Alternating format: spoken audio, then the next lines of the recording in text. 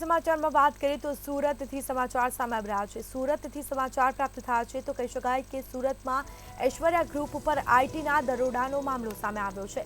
કંપનીના મોટા પાયે બેનામી વ્યવહાર મળી આવ્યા તો સમાચાર સામે આવ્યા છે। તપાસની કામગીરી હજી પણ યથાવત જોવા મળી છે। છેલ્લા 4 દિવસથી આઈટી વિભાગ દ્વારા કાર્યવાહી અને કામગીરી કરવામાં આવી રહી છે। 3 દિવસમાં 250 કરોડના દસ્તાવેજ જપ્ત કરવામાં આવ્યા તેવું સૂત્રો દ્વારા હાલ માહિતી પ્રાપ્ત થઈ છે। 4 કરોડની જ્વેલરી પણ મળ્યાની માહિતી સામે આવી।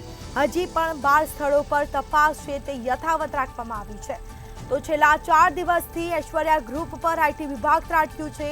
સમગ્ર મામલે અલગ અલગ જગ્યા પર તપાસ કરવામાં આવી છે અને બેનામી વ્યવહાર મળી આવ્યા છે। તપાસની કામગીરી હજી પણ યથાવત રાખવામાં આવી। 3 દિવસમાં 250 કરોડના દસ્તાવેજ જપ્ત કરવામાં આવ્યા છે તેવી સૂત્રો દ્વારા હાલ માહિતી પ્રાપ્ત થઈ છે। 4 કરોડની જ્વેલરી પણ મળ્યાની માહિતી પ્રાપ્ત થઈ। તો હજી પણ આઈટી વિભાગ દ્વારા તપાસ કરવામાં આવી રહી છે। છેલ્લા 3 દિવસમાં 250 કરોડના દસ્તાવેજ મળી આવ્યા। 4 કરોડની જ્વેલરી પણ મળી આવી છે। હજી પણ 12 સ્થળો પર તપાસ છે તે યથાવત રાખવામાં આવી છે। તો સુરતમાં ઐશ્વર્યા ગ્રુપ પર આઈટી વિભાગ છેલ્લા 4 દિવસથી તપાસ કરી રહી છે। અલગ અલગ જગ્યા પર તપાસ કરવામાં આવી રહી છે અને જેમાં બેનામી વ્યવહાર પણ મળી આવ્યા છે।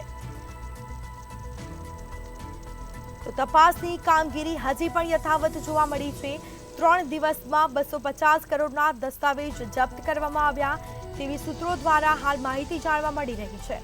4 કરોડની જ્વેલરી પણ મળ્યાની માહિતી સામે આવી। હજી પણ 12 સ્થળો પર તપાસ છે તે યથાવત રાખવામાં આવી છે। તમામ મુદ્દામાલ છે તે કબજે કરવામાં આવ્યો અને આ મામલે હાલ તપાસ છે તે યથાવત રાખવામાં આવી।